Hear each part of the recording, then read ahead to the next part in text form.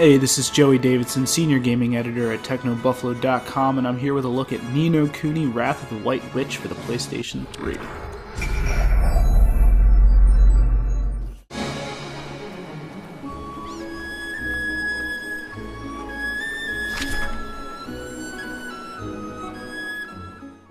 Alright, I just wanted to apologize right off the bat. If you watch We Play regularly, then you probably have noticed that I have a little bit of a nasally voice right now. My wife brought home some sort of terrible infection that I've been trying to recover from. This is, like I said, Ni No Kuni, and I wanted to clarify right now that I'm about 5 hours into this game with this save state that I loaded up to play through for you guys. I tried to pick a moment where there was really nothing story-wise happening, just so that I could kind of show you the mechanics of the combat system and the visuals that are done up by Studio Ghibli in Level 5. Those two things are really important, but the story is crazy important to this game in my opinion, and I really hate it when preview videos ruin story elements, so I'm doing my best to completely ignore that. I will say this: your name is Oliver, and for one reason or another you have journeyed to another world. Ni No Kuni literally means another world, or the second country in Japanese, and you're here to do something. Don't want to give it away.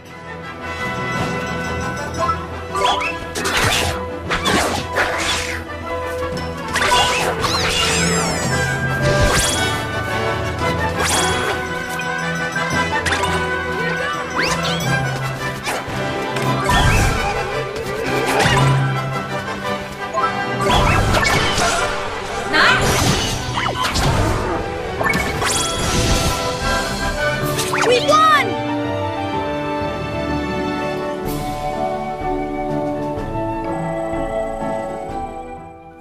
Alright, so if you didn't notice, the combat mechanics here are kind of a really interesting blend of what JRPG fans might be familiar with, the Tales series, and that's that real-time 3D combat system, alongside Pokemon, believe it or not. But the familiars, those things that I was tossing out in battle, those guys can be caught and raised, a lot like your Pokemon system. You don't have to dive into the tall grass in order to find them, but they do come up in the real world, or in the game world I should say.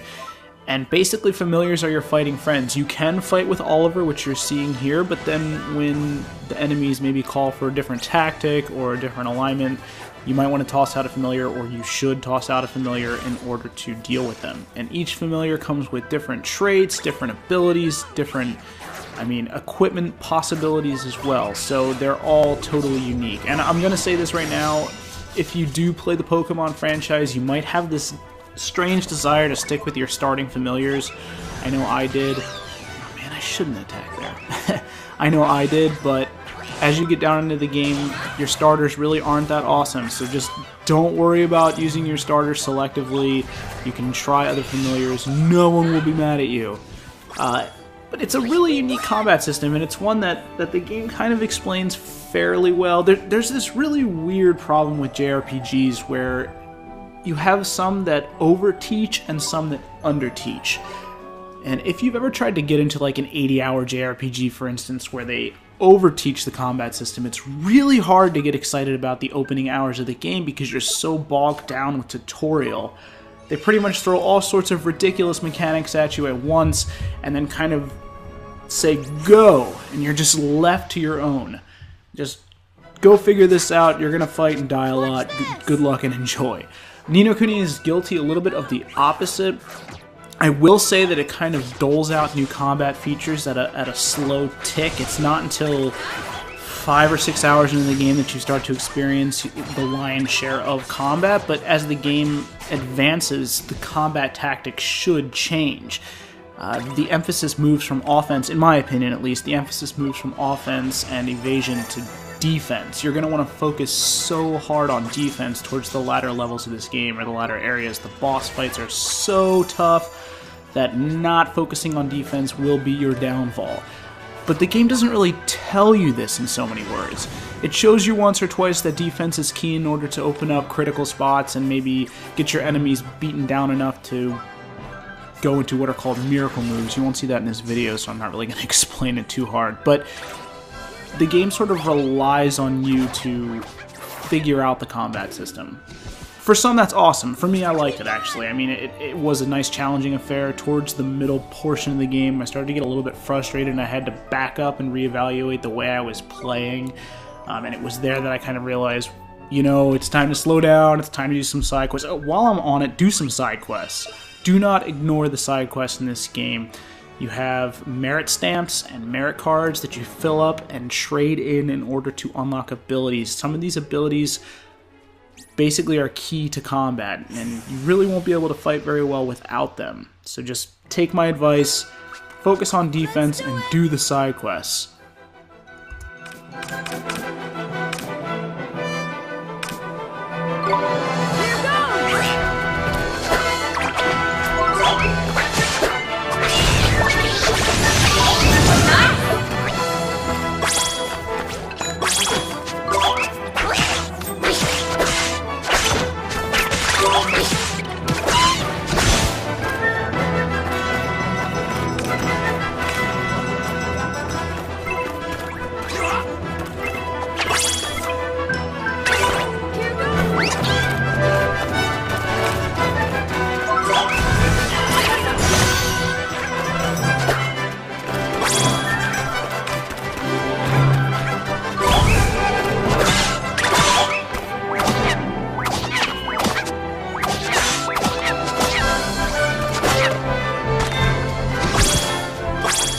We won!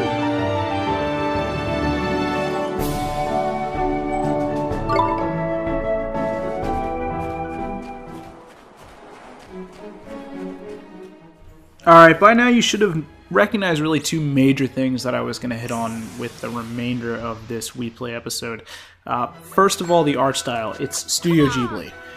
If you're a fan of Japanese anime at all, or you've ever seen any animated features, like really famous ones like Spirited Away, or My Neighbor Totoro, or Nausicaa Valley of the Wind, or Howl's Moving Castle, or probably Princess Mononoke is one of the most famous, those are all done by Studio Ghibli.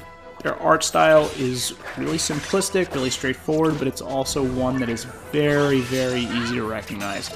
Studio Ghibli worked with Level 5 in order to bring the art style of Ni No Kuni Wrath of the White Witch to life. The game looks and feels like a Studio Ghibli movie, and for fans of those movies, that's an amazing compliment, and it's really an amazing feat as well. It comes together so nicely, and you could probably argue that this game wouldn't be as good if it wasn't for that Studio Ghibli magic and touch. I mean, really, the two kind of go hand in hand at making some Japanese entertainment properties fantastic. And the other thing is the music. The battle music is okay, I like it, but the overworld music, and that's the stuff that you hear when you're outside of battle, I think sounds wonderful, and it's performed live by the Tokyo Philharmonic Orchestra. Is it Philharmonic?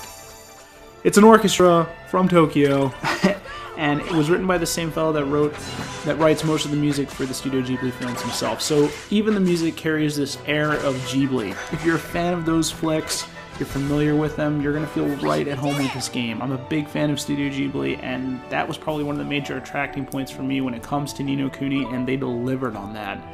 The story feels like it was ripped from a Studio Ghibli flick, and that's so awesome. I really can't emphasize that enough.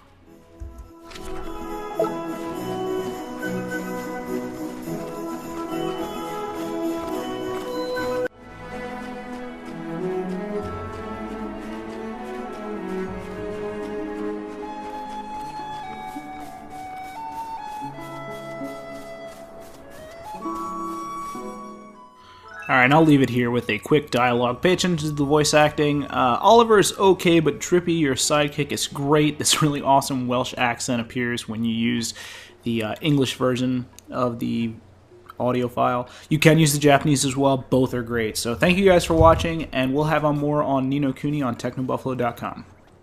Here we are, Alma Moon. Beautiful. Mm-hmm. It's different from Ding Dong Dell, huh? Well, of course it flipping is. It's slap bang in the middle of the desert for a start. What's that delicious smell? That's the babanas, innit? Babanas are what Alma Moon's famous for, see? You never eaten a fruit like it. Gorgeous they are. Tell you what, I'm starving. Fancy a babana split? Really? They're that good, huh? Wow.